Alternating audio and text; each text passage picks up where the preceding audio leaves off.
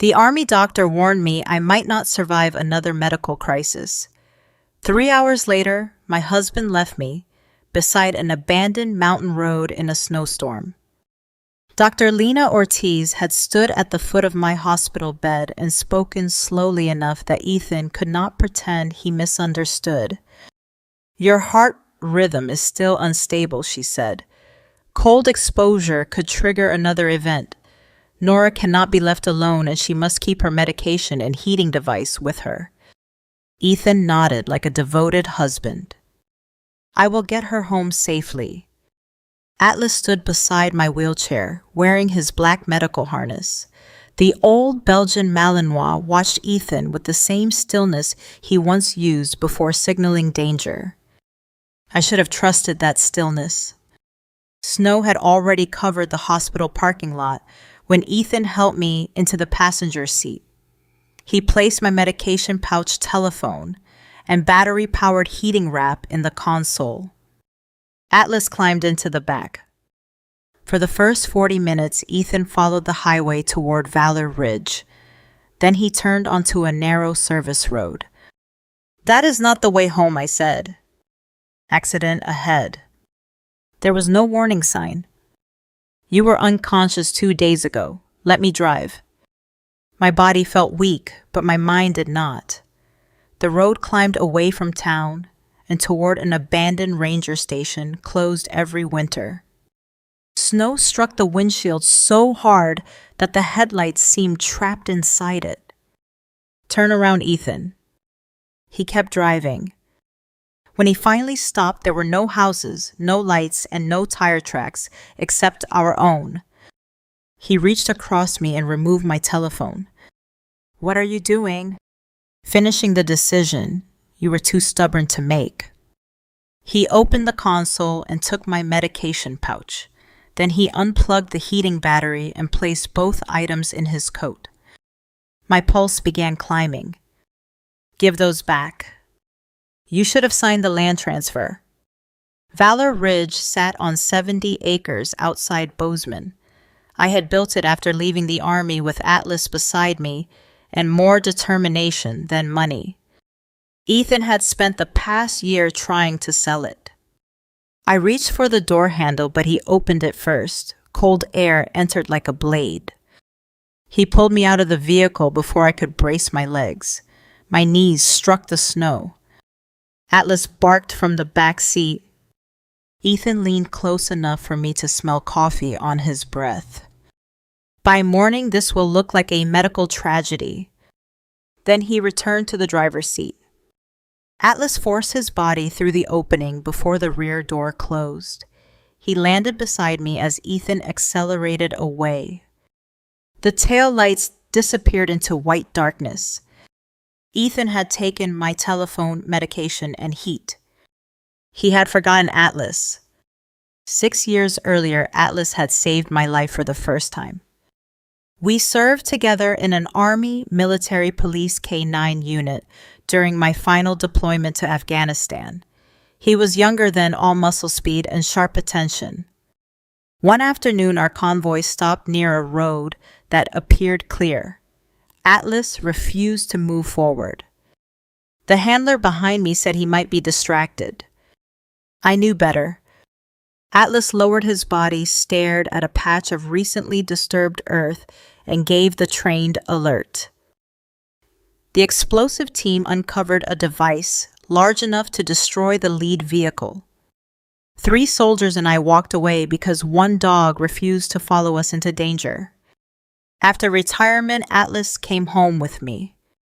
I opened Valor Ridge to give other veterans what I needed after service: quiet, land useful work, and space, where no one had to explain why a slammed door could ruin an entire afternoon. We paired veterans with retired working dogs. We offered short-term housing to women leaving unsafe homes. We helped older military dogs find families that understood their scars. The land had been granted through a veterans trust. Its charter required that it remain dedicated to service, rehabilitation, and military animal care. Ethan called that restriction sentimental waste. He owned an outdoor travel company that once looked successful. He rented cabins, organized guided trips, and sold expensive wilderness experiences to people who wanted danger with scheduled meals. Then his debts began growing. He said the business only needed temporary help. He asked Valor Ridge to guarantee a loan. I refused. Next, he brought me a proposal from a resort developer offering more than $6 million for the property. We could build something better somewhere else, he said. You cannot move what this place means, meaning does not pay debt. The land is not ours to sell. He began speaking about my health soon afterward. When my heart condition worsened, he told the board I was forgetting appointments. He claimed I became confused during meetings. Some of that seemed true because my medication often disappeared from the place where I left it. I blamed fatigue. Atlas did not. Twice I saw him stand between Ethan and my medical bag. Once he growled when Ethan reached for the zipper. Ethan called him unstable. He is too old, he said. You need to send him somewhere equipped for retired dogs. Valor Ridge is that place. He is dangerous. He has never threatened anyone without reason. Ethan looked at me for a long moment. That is what worries me. 2 weeks before my surgery, he presented new documents. One granted him temporary control of Valor Ridge if I became medically incapable. Another allowed him to negotiate with the developer. I read every page. The language did not preserve the center. It gave Ethan power to restructure the trust and approve a sale.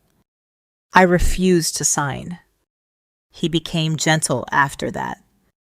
He brought flowers to the hospital. He spoke softly to Dr. Ortiz.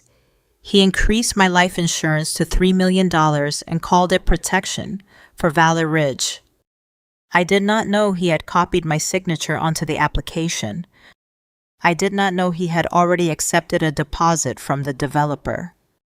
I only knew Atlas began sleeping across my bedroom doorway whenever Ethan was home. Now the same dog pressed his body against mine in the snow. My hands had already begun losing feeling. Atlas, I whispered, stay. He moved immediately, but not the way Ethan would have expected. Atlas pulled at the survival pouch attached to his harness. The zipper caught once, then opened beneath his teeth. Inside was a red emergency blanket, a compact light, and the independent locator required for Valor Ridge medical dogs. Atlas dragged the blanket across my chest. Wind tore one edge away. He caught it, pulled it back, and lay across my ribs to hold it in place. His body felt impossibly warm. I pressed my hand against his neck. Good boy. The words came out weak. My training told me to keep moving, but my heart could not tolerate the effort. I curled one arm around Atlas and tried to slow my breathing. He lifted his head and listened. Far away, Ethan's engine faded completely. Atlas nudged the emergency button on his harness. A red light began flashing. Ethan had disabled the vehicle locator. He had removed the dashboard camera. He believed the storm had erased every witness. He did not know Atlas carried an independent transmitter. He also did not know the harness automatically recorded sound when the emergency alarm activated. The device had captured my voice asking what he was doing. It had captured Ethan removing the medication pouch. It had captured him saying I should have signed the land transfer. And it had captured one final sentence before the vehicle pulled away. By morning, the storm will finish what I started. I did not hear the recording then. I only heard wind and Atlas breathing against my coat. My vision narrowed. Snow collected on his back, but he refused to move. I tried to order him toward the road. Find help. Atlas ran 20 yards, stopped, then returned. He would not abandon me long enough to search blindly. Instead, he moved between my body and the road, barking in measured bursts. After each series, he came back, pressed his nose against my face, and waited for me to respond. Time became impossible to measure. I remember the red blanket. I remember Atlas licking ice from my cheek. I remember telling him that he had already saved me once and did not have to do it again. He ignored me. Army dogs do not measure whether a soldier is still useful. They remember who belongs to their team. At the monitoring center, the alert identified Atlas by service number. The operator contacted the county rescue unit in Valor Ridge at the same time. Captain Marcus Reed later told me the signal appeared in an area no vehicle should have entered during that storm. A search team followed the coordinates by snow vehicle until the drifts became too deep. Atlas heard them before I did. He stood, barked toward the approaching lights, then returned to cover me again. When rescuers reached us, his paw prints formed a rough circle around my body. He had moved again and again between me and the road without leaving me for more than seconds. Captain Reed knelt beside my head. "Nora, can you hear me?" I tried to answer. Atlas barked once. The rescue medic checked my pulse and said it was dangerously irregular. They lifted me onto a heated stretcher while another deputy examined Atlas. He refused to follow until they placed his front paws beside my shoulder. Only then did he climb into the rescue vehicle. Captain Reed removed the harness to inspect the emergency transmitter. The recording light was still on. He pressed playback. Through the wind, Ethan's voice filled the vehicle. "By morning, the storm will finish what I started." Captain Reed looked toward the direction of the vanished tire tracks. Then he sealed the harness inside an evidence bag. Captain Reed sealed Atlas's harness before the rescue vehicle reached the hospital. I learned that later. At the time, I remembered only heat returning painfully to my hands. Atlas pressed against the stretcher, and a medic repeating my name whenever my eyes closed. My heart rhythm failed twice during the drive. Dr. Ortiz met us at the emergency entrance. She ordered warmed fluids, cardiac monitoring, and treatment for severe hypothermia. Atlas followed until a nurse blocked the doors. He planted his feet and refused to move. Dr. Ortiz looked from him to me. "Let him stay where she can see him." Atlas lay beneath the monitor beside my bed. Snow melted from his coat and formed a dark circle on the floor. When I woke the next morning, my fingers were wrapped, my chest ached, and Atlas's head rested beside my hand. "You disobeyed my command," I whispered. Dr. Ortiz checked the monitor and said, "No, he followed the one that mattered." She explained that his body heat and emergency blanket slowed the drop in my temperature. The harness alert gave rescuers a precise location before the storm buried our tracks. Without Atlas, my damaged heart would probably have stopped before sunrise. Captain Reed visited that afternoon. He did not begin with Ethan's recording. He began by asking me to describe the drive from the hospital, the turn onto the service road, and every item Ethan removed. "My telephone," I said, "my medication pouch, and the heating battery." "Did you leave them voluntarily?" "No." "Did you ask to exit the vehicle?" "No." "Did you order him to leave?" "No." Reed nodded without showing emotion. "Your husband gave a different statement." Ethan told deputies that I became confused after surgery. He claimed I accused him of kidnapping me, opened the passenger door, and demanded to walk with Atlas. According to Ethan, he drove away only to find cellular service and summon help. Did he call? I asked. Not for more than 2 hours. The harness alert reached emergency dispatch 6 minutes after he left me. Ethan drove directly toward Bozeman. He passed 2 staffed ranger checkpoints and a fire station without stopping. His first telephone call was not to emergency services. It was to the company that insured my life. The second went to the resort developer seeking Valor Ridge. Only after both conversations did Ethan contact the sheriff's office and report that his medically fragile wife had wandered into a snowstorm. He told dispatch he had searched for me but could not find my footprints. Atlas's GPS proved Ethan never returned. The harness tracked every movement. Atlas stayed within 30 yards of me until the rescue team arrived. Ethan's vehicle continued toward town without once reversing direction. The recording provided more than his final sentence. It captured me telling him to turn around. It captured the sound of the console opening. It captured my medication bottles striking one another as he placed them in his coat. Then came his voice. "You should have signed the land transfer."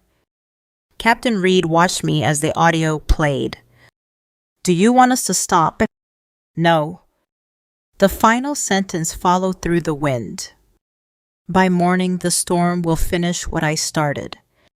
I closed my eyes. Hearing it was worse than remembering it. Memory could still be questioned. A recording did not soften itself to protect a marriage. Reed said investigators had obtained a warrant for our home, Ethan's vehicle, and his company office. My telephone was found inside his garage beneath a tool cabinet. The heating battery remained in the trunk of his vehicle. My medication pouch was inside his office desk. Ethan had taken every item Dr. Ortiz specifically said could keep me alive. His attorney called it panic. Reed called it preservation of evidence. The search also recovered my life insurance documents. Ethan had increased the policy to $3 million 6 weeks before my surgery. The signature approving the change looked like mine, but digital records showed the form was submitted from Ethan's office while I was leading a Valor Ridge board meeting. The beneficiary was no longer the Veterans Trust. It was Ethan alone. He had also signed a private agreement with North Summit Resorts. The company paid him a large deposit for an option to purchase Valor Ridge after my death or medical incapacity. The agreement promised that Ethan would deliver voting control of the trust within 30 days. He did not possess that authority. The trust charter stated that the land could not be sold for commercial development. If Valor Ridge ever closed, the property had to transfer to another veterans organization. Ethan knew that. He had prepared a second set of documents claiming I lacked mental capacity after surgery. One draft appointed him temporary director. Another authorized him to replace 2 independent trustees with people connected to his travel company. His business debts explained the urgency. He owed more than $2 million to lenders, vendors, and former clients. Several winter tours had failed, and a lawsuit threatened to expose that he used customer deposits to pay older obligations. Valor Ridge was not merely valuable land to him. It was his last available exit. I asked Captain Reed whether North Summit knew I had not approved the transaction. Their attorney says they relied on Ethan's representations. We are examining that. Did Ethan know I survived? He learned when the hospital confirmed your condition. What did he do? He changed his statement. In his first account, I forced him to leave. In his second, I became violent and threatened to jump from the moving vehicle.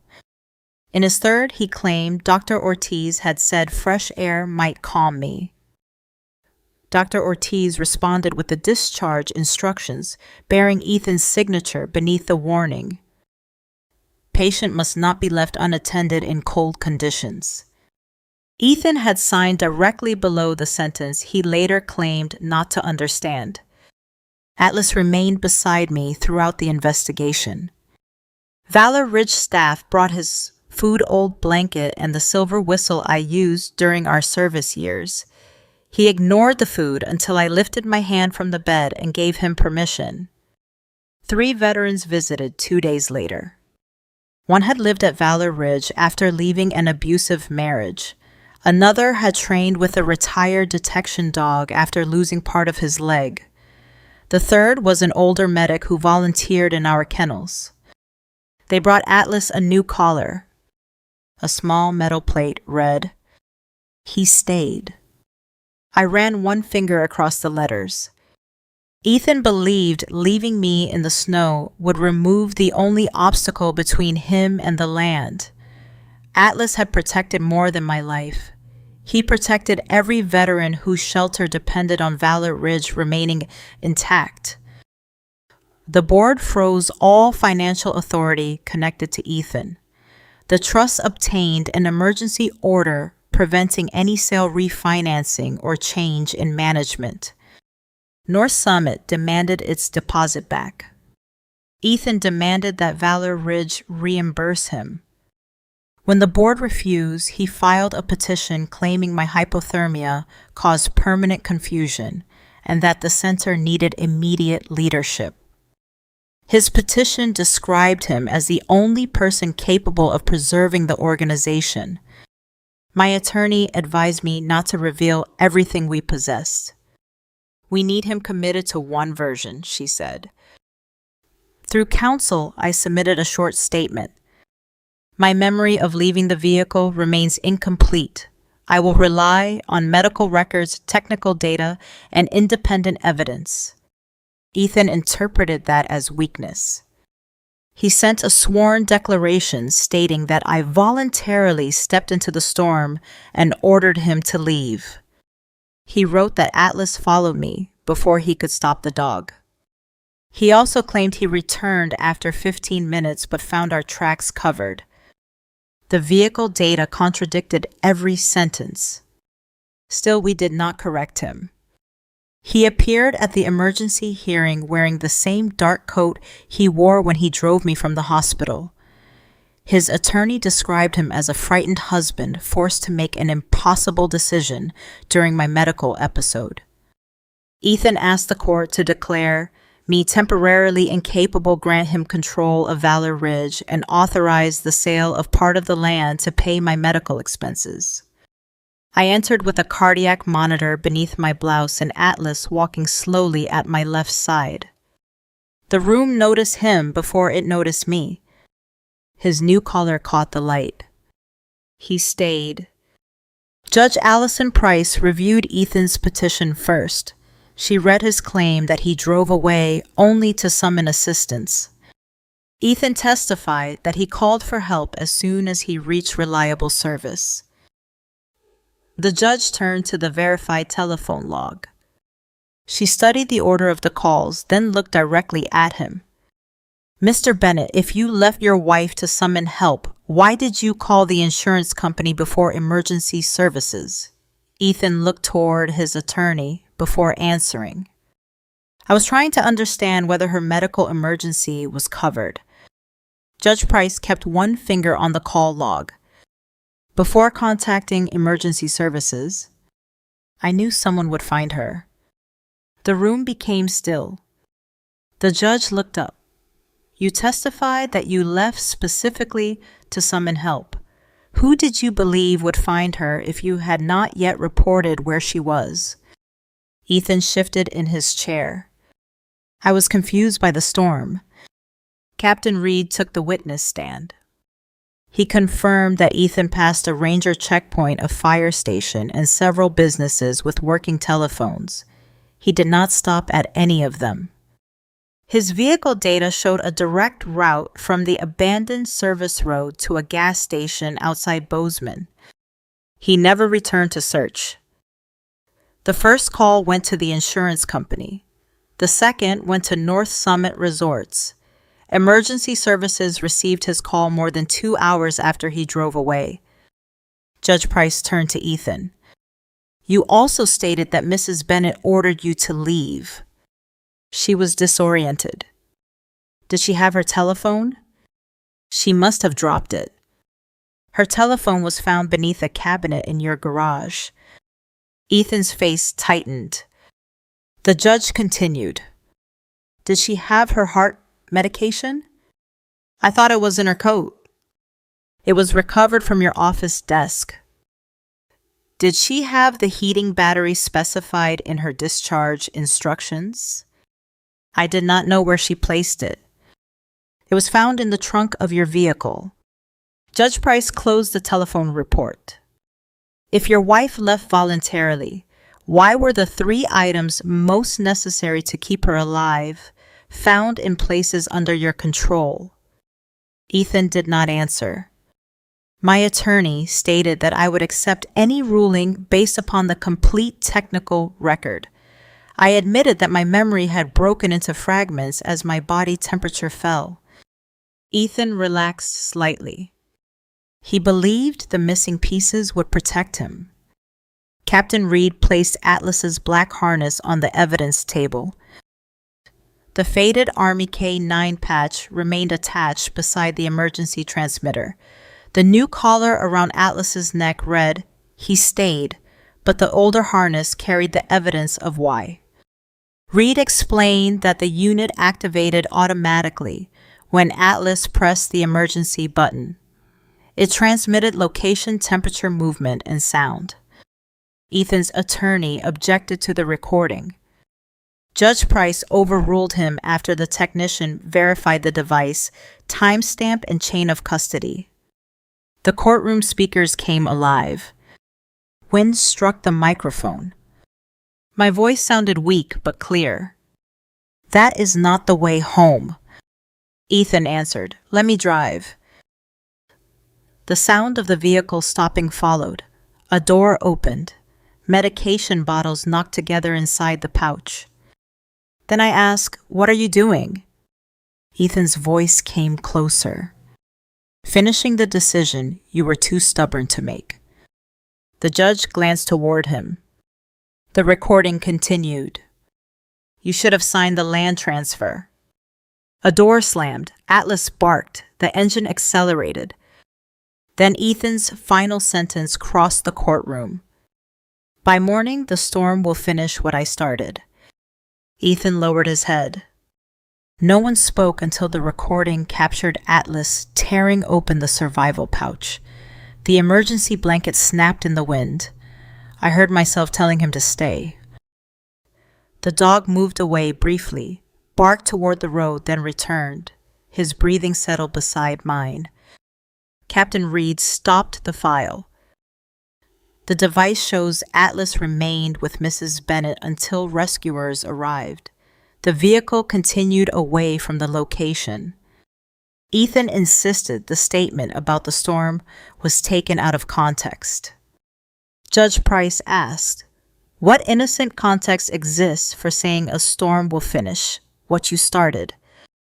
He had no answer. The financial investigator presented the $3 million insurance policy next. My signature had been copied. The beneficiary had been changed from the Valor Ridge Veterans Trust to Ethan alone. The application was submitted from his office while I was attending a recorded board meeting elsewhere. The investigator then opened Ethan's agreement with North Summit Resorts. The developer had paid him a large deposit for land he did not control. The agreement became active after my death or a finding of medical incapacity. A message from Ethan to the developer appeared on the screen. The property should clear sooner than expected. He sent it from the gas station while Atlas lay across my chest in the snow. Ethan's attorney argued that his company debts caused panic, not criminal intent. The investigator listed those debts: more than $2 million, unpaid vendors, misused customer deposits, a pending fraud lawsuit. Ethan needed the insurance money and the land sale before his business collapsed. Valor Ridge was not his rescue plan. My death was. Dr. Ortiz testified last. She read the discharge warning Ethan signed. Cold exposure may trigger fatal cardiac instability. Patient must not be left unattended. Judge Price asked whether Ethan could have misunderstood. Dr. Ortiz shook her head. I explained it to him directly. He repeated the instructions back to me. The court denied every request Ethan made. He received no control over Valor Ridge, no authority over the trust, and no right to complete the land transaction. Judge Price issued an emergency protection order and referred the forged insurance documents, financial records, and recording for criminal prosecution. Officers approached Ethan before he could leave the courtroom. He looked at me. Nora, I never expected Atlas to jump out. The admission hurt more than his earlier lies. He had planned for me to be alone. I rested my hand on Atlas's head. That was your mistake, I said. You thought loyalty ended where your usefulness did. Ethan was arrested on charges connected to deliberate endangerment, attempted financial fraud, forgery, and the scheme to obtain Valor Ridge. The insurance policy was frozen and later canceled. North Summit terminated the agreement and pursued recovery of its deposit. Ethan's company entered bankruptcy. Its remaining assets were preserved for clients and creditors rather than used to rescue him. The Valor Ridge Trust was strengthened. No spouse director or single trustee could ever control the land alone. My medical authority was also divided among independent professionals. Survival should never depend upon the goodwill of one person again. Ethan wrote to me months later. He said fear had taken control after his company began failing. He claimed he only wanted time to solve the debt and never truly meant for me to die. I answered once. You removed my telephone, my medicine, and my heat. The storm was not your excuse. It was your weapon. After that, all communication passed through attorneys. I filed for divorce. I did not pay his debts. I did not soften my statement to protect our marriage. I did not ask prosecutors to call preparation an accident. Letting go of hatred did not require reopening the door he closed behind me. My recovery took longer than I expected. The cold damaged nerves in 2 fingers, and my heart required months of careful monitoring. At first, I could not walk from the house to the kennels without resting. Atlas adjusted his pace without being asked. He had once moved through military compounds with speed and precision. Now he walked beside me, slowly stopping whenever my breathing changed. 18 months after the storm, Valor Ridge opened a new residence for veterans recovering from surgery and serious illness. We named it the Atlas House. At the dedication, Captain Reed returned the retired harness after the case concluded. We placed it inside a glass frame with the red emergency blanket. Beneath them were 4 words. He did not leave. Atlas received a county service medal, although he seemed more interested in the treats hidden inside the presentation box. The veterans laughed when he ignored the applause. That sound mattered to me. Valor Ridge had survived not because I was stronger than Ethan expected. It survived because truth arrived through many loyal hands, including 4 paws that refused to leave a soldier in the snow. One winter morning, Atlas and I walked along the lower trail. Fresh snow covered the ground, but the sky was clear. Our footprints ran beside each other toward the Atlas house. My husband had trusted the storm. I trusted the soldier beside me. Loyalty is not what someone promises before danger. It is what remains after everyone else drives away. The snow covered Ethan's tire tracks for one night. It could not erase the recording. He removed every tool that could keep me alive. He forgot that he could not remove Atlas. Some heroes wear medals on their uniforms. Mine wore an old harness and stayed when staying became dangerous. If someone has remained beside you during the coldest season of your life, honor that loyalty while you still have the chance. I would be honored if you shared the story with someone who needs to remember that abandonment reveals character, but devotion can still lead us home.